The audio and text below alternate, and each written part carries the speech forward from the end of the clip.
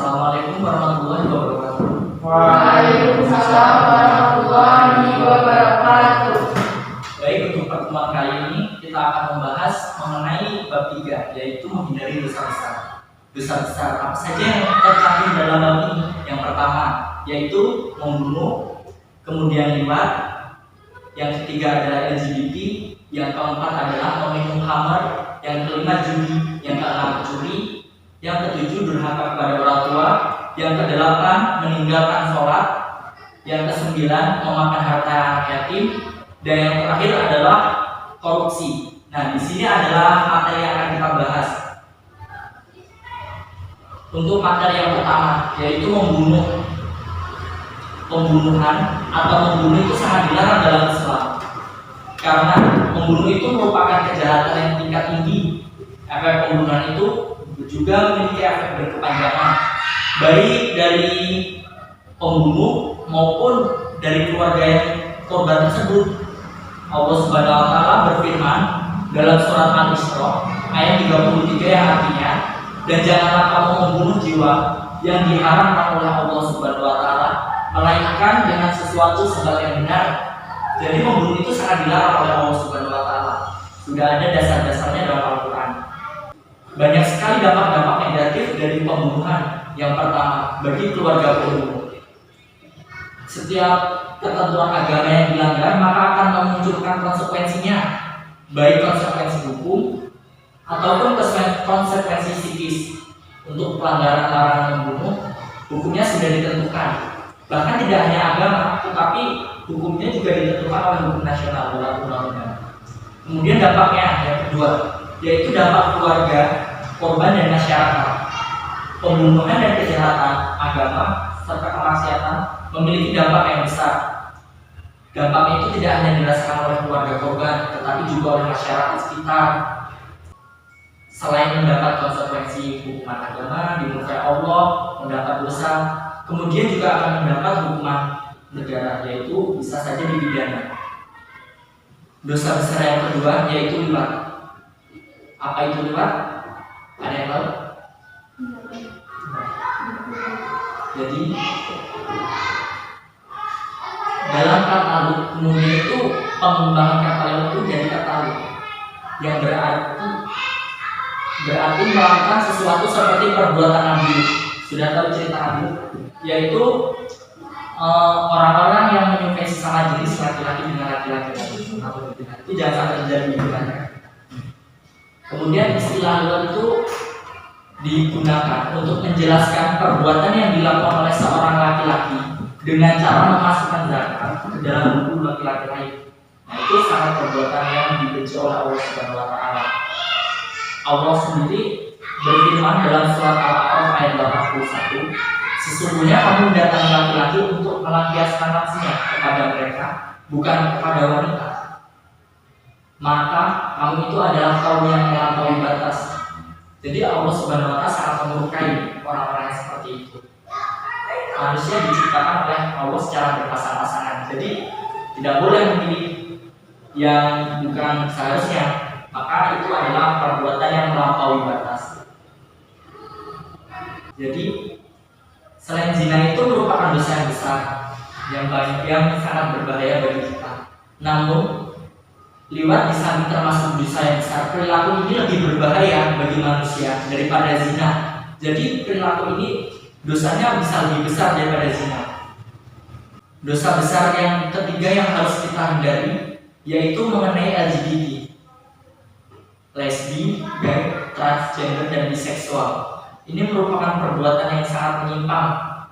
Selain berbahaya bagi kita, selain dapat menimbulkan dosa besar, hal itu membuat kita sendiri tidak nyaman ketika kita mendapati di lingkungan kita ada orang seperti itu.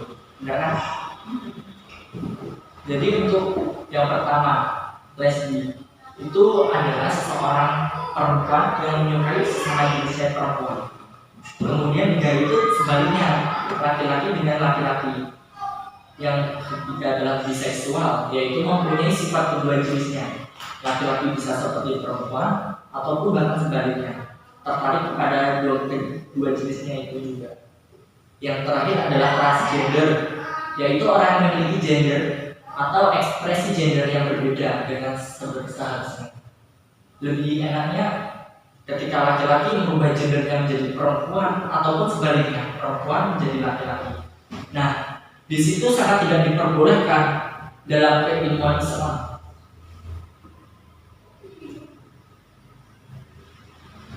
Kemudian ada yang mendasari keharaman LGBT, yaitu Quran surat Al-Mu'minin ayat 5-7, dan orang-orang yang menjaga kemaluannya kecuali terhadap istri-istri mereka atau budak yang mereka miliki, maka sesungguhnya mereka adalah hal itu tidak tercela. Barang siapa yang mencari yang dikembalikan itu, maka mereka adalah orang-orang yang melampaui batas. Jadi sudah ditentukan dasar-dasarnya oleh Allah Subhanahu wa Ta'ala dalam surat Al-Mu'minin ayat 5-7 yang tadi, kemudian surat An-Nisa ayat 119, dan Quran surat Al-A'raf ayat 33. Jadi banyak sekali dasar-dasar yang mengharamkan perbuatan tersebut. Apa saja dampak yang ditimbulkan dari perilaku tersebut? Yang pertama, yang melakukan perbuatan tersebut pasti akan dibinasakan oleh Allah Subhanahu wa Ta'ala. Itu pasti akan masuk neraka. Yang kedua, perbuatan tersebut pasti menimbulkan penyakit, yaitu penyakit bisa HIV, AIDS, dan sebagainya. Selain itu, perbuatan tersebut juga akan merusak tata krama kehidupan sosial. Selain dampak agama, juga menimbulkan dampak sosial. Dampak perilaku LGBT terhadap kehidupan sosial lebih dahsyat dibandingkan dengan perbuatan zina. Perilaku ini akan merusak tatanan sosial karena sudah tidak memperhatikan nilai-nilai sosial dan agama yang menghendaki adanya keteraturan dalam tata nilai serta kehidupan manusia. Dosa besar yang keempat, yaitu meminum khamar. Khamar merupakan segala sesuatu baik minuman atau wujud lain yang dapat menghilangkan akal dan digunakan untuk bersenang-senang, sehingga dari sini dapat disalahgunakan seperti obat-obatan, termasuk obat bius atau yang dikategorikan dalam khamar. Jadi meminum khamar itu sangat memiliki dosa besar dalam Islam. Banyak sekali contoh-contoh dari minuman khamar, jadi dapat memabukkan kita. Itu termasuk ke dalam jenis minuman khamar. Dampak yang ditimbulkan dari khamar itu banyak sekali. Yang pertama sudah pasti melanggar larangan Allah Subhanahu wa Ta'ala. Karena kita ketika meminum khamar otomatis kita melakukan perbuatan yang haram dan dilukai oleh Allah Subhanahu wa Ta'ala. Dampak yang kedua, memicu perbuatan jahat lainnya. Ketika kita dalam kondisi mabuk, nah di situ akan banyak pikiran-pikiran jahat yang mengalir kepada kita, sehingga kita tidak bisa mengontrol nafsu kita untuk berbuat, sehingga akan banyak sekali kejahatan. Banyak sekali kejahatan di sini, di dunia ini, yang terjadi oleh orang-orang pemabuk. Yang dampak yang ketiga, terlarang melaksanakan ibadah ketika kita semoga kita tidak termasuk di dalam orang-orang yang seperti itu.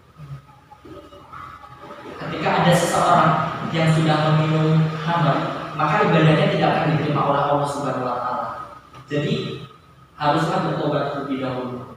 Dalam Quran surat An-Nisa ayat 43 dijelaskan bahwa hai orang-orang yang beriman, janganlah kamu sholat sedangkan kamu dalam keadaan mabuk sehingga kamu mengerti apa yang kamu ucapkan.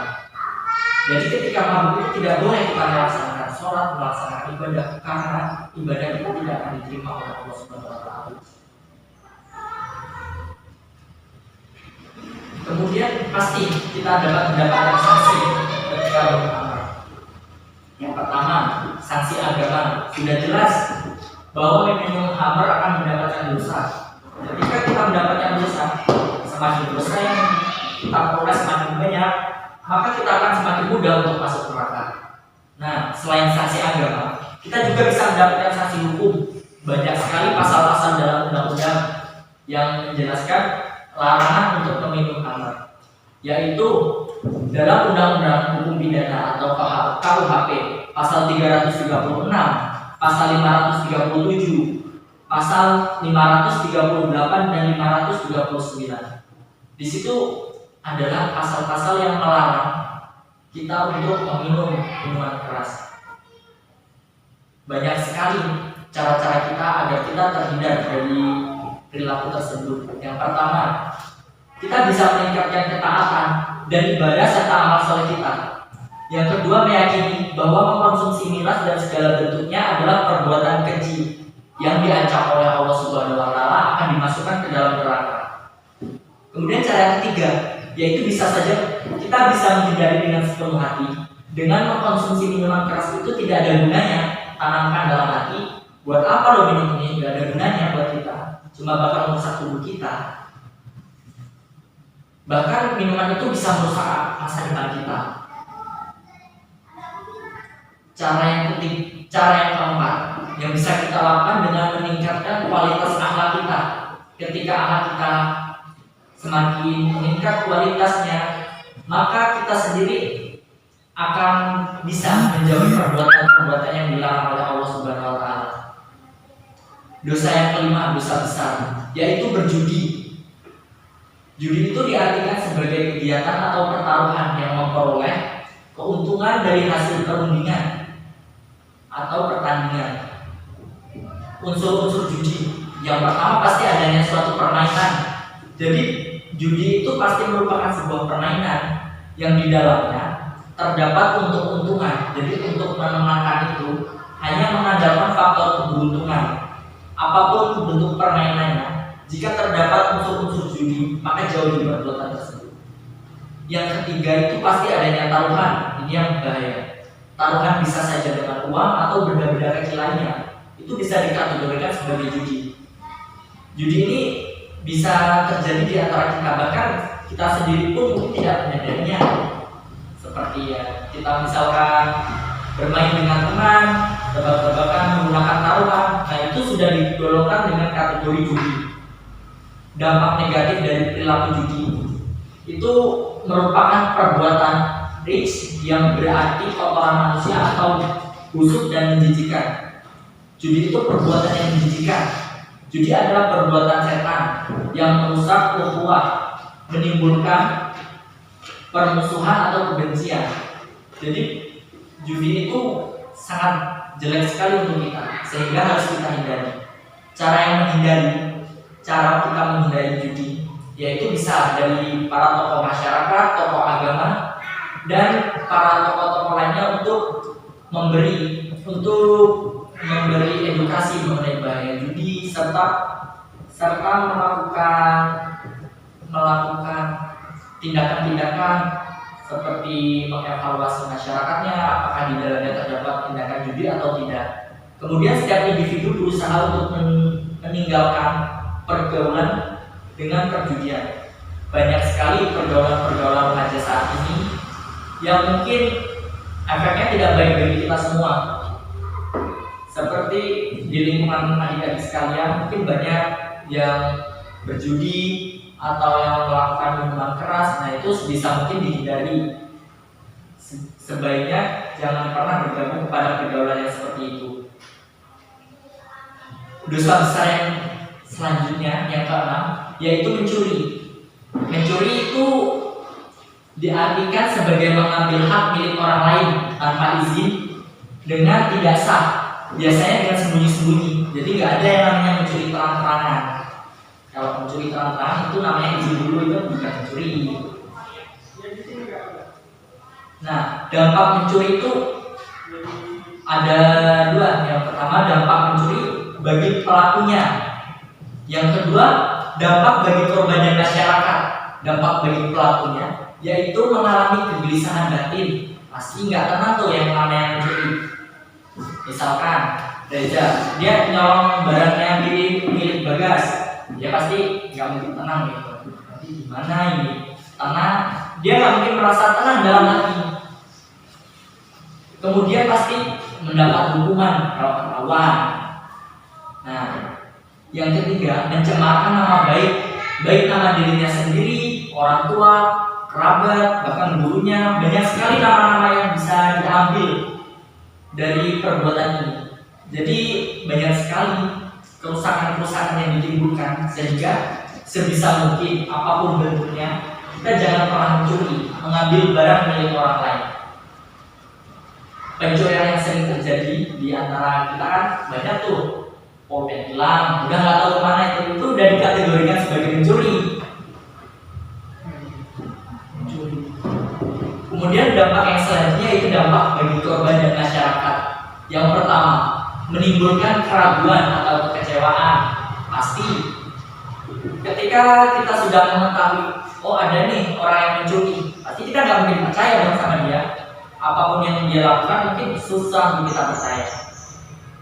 Yang kedua, menimbulkan ketakutan. Peristiwa pencurian akan menimbulkan rasa takut bagi korban dan masyarakat, karena mereka merasa harta bendanya itu terancam, jadi selalu merasa waspada. Menimbulkan hukum rimba. Selain yang terjadi di Indonesia, itu ketika maling sudah tertangkap, itu hukum itu tidak berlaku lagi, lebih banyak mengandalkan hukum rimba. Yang mana udah ketangkap, habis itu pasti dipukulin, udah bonyok, udah ketangkap polisi, dipenjara lagi, udah double-double. Cara kita untuk menghindari perilaku mencuri dapat kita lakukan dengan yang pertama mensyukuri nikmat Allah, kemudian menghormati hak milik orang lain. Kita tidak boleh memiliki rasa iri terhadap apa yang dimiliki oleh saudara kita. Yang ketiga yaitu meningkatkan etos kerja. Salah satu penyebab mencuri yaitu adalah malasnya bekerja atau pengangguran. Jadi dia nggak tahu bagaimana cara mendapatkan, sedangkan dia melihat saudaranya itu mendapatkan barang, dia merasa iri, sehingga apa yang dilakukan jalan satu-satunya yaitu dengan mencuri. Dosa besar yang selanjutnya yaitu durhaka kepada orang tua. Ini merupakan dosa yang besar karena ridho Allah adalah ridhonya orang tua dan murkanya Allah adalah murkanya orang tua. Jasa orang tua terhadap kita itu sangat besar, bahkan tidak dapat dinilai dengan apapun. Ayat yang menjelaskan bahwa kita harus berbakti kepada orang tua yaitu ada surat Quran surat Al-Ahqaf ayat 15 yang artinya, kami perintahkan kepada manusia supaya berbuat baik kepada kedua orang tua, ibu bapaknya. Ibunya telah mengandungnya dengan susah payah dan melahirkannya dengan susah payah pula. Mengandungnya sampai menyapinya adalah 3 bulan. Kemudian ada juga Quran surat An-Nisa ayat 36. Sembahlah Allah dan janganlah kamu mempersekutukannya dengan siapapun dan berbuat baiklah kepada orang tuamu. Nah, di situ Allah sendiri sudah memerintahkan kita untuk selalu berbuat baik kepada orang tua. Kita jangan pernah durhaka. Bentuk-bentuk perbuatan durhaka kepada orang tua itu banyak sekali. Yang pertama, dengan mengucapkan perkataan yang menimbulkan tidak suka, atau bahkan kata sekalipun itu sangat dilarang. Yang kedua, bermuka masam atau cemberut kepada orang tua. Apalagi kalau misalkan kita sedang disuruh ke warung, itu kita udah memasang, apalagi sambil bilang itu tidak diperbolehkan dalam Islam. Yang ketiga, mencela orang tua, baik secara langsung maupun tidak langsung. Apapun bentuk celahnya itu sangat tidak diperbolehkan. Yang selanjutnya yaitu malu menyebut mereka sebagai orang tua kita. Nah, itu sudah sangat keterlaluan apabila kita tidak mau mengakuinya. Dampaknya dari durhaka kepada orang tua itu yang pertama pasti dibenci oleh Allah Subhanahu wa taala dan pasti akan masuk ke dalam neraka. Ridho Allah tergantung pada ridho orang tua dan murkanya Allah tergantung pada murkanya orang tua. Hadis riwayat ini. Kemudian disegerakan untuk mendapat azab di dunia. Jadi ketika kita durhaka kepada orang tua, maka tidak lama dari itu kita pasti akan mendapat azab di dunia, apapun bentuknya. Kemudian terhalang untuk masuk surga. Jadi kita akan sulit sekali untuk masuk surga ketika kita masih berdurhaka terhadap orang tua kita. Yang keempat adalah termasuk ke dalam golongan orang-orang yang hina, orang yang mendapat kesempatan untuk merawat orang tua kemudian malah mengabaikannya, maka sesungguhnya dia telah mendapat kehinaan. Dosa besar yang selanjutnya yaitu meninggalkan sholat. Kedudukan sholat dalam Islam adalah salah satu rukun Islam dan merupakan kewajiban terbesar setelah dua kalimat syahadat. Rasulullah SAW bersabda, Islam dibangun atas 5 tiang. Yang pertama, syahadat la ilaha illallah dan Muhammad Rasulullah, menegakkan sholat, memberi zakat, haji, dan berpuasa Ramadan. Jadi Islam itu dibangun dengan 5 tiang itu atau yang disebut dengan rukun Islam. Dampak meninggalkan sholat yaitu menyebabkan kesesatan. Tentu saja, sholat itu adalah suatu sarana komunikasi dengan Tuhan. Tentunya harus dipergunakan dengan sebaik-baiknya. Bahkan Islam menempatkan sholat sebagai tiang agama. Jadi sangat kokoh posisi sholat tersebut. Ibarat bangunan yang tidak memiliki tiang, pasti bangunan itu akan rubuh.